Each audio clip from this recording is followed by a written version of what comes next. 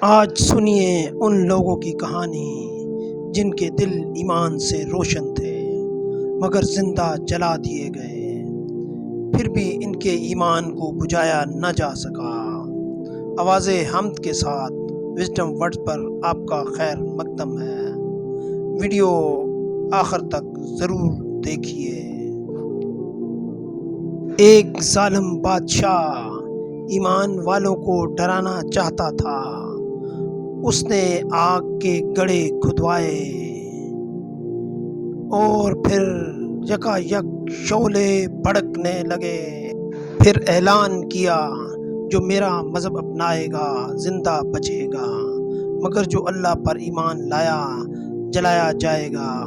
ایمان والے لرزے نہیں، جھکے نہیں، عورتیں، بچے، مرد سب نے قربانی دی۔ آگ میں کودتے ہوئے زبان پر صرف اللہ اللہ اللہ تھا۔ ان کے دل میں ایمان کی آگ اس آگ سے کہیں زیادہ روشن تھی۔ قرآن نے انہیں ہمیشہ زندہ رکھا اصحاب الاخدود کے نام سے۔ آج ہم میں ان جیسے ایمان والے کہاں ہیں؟ کیا آپ بھی ایمان پر ڈٹے رہیں گے؟ سبحان اللہ! کیا آپ بھی اپنے ایمان کے لیے ہر قربانی دینے کو تیار ہیں؟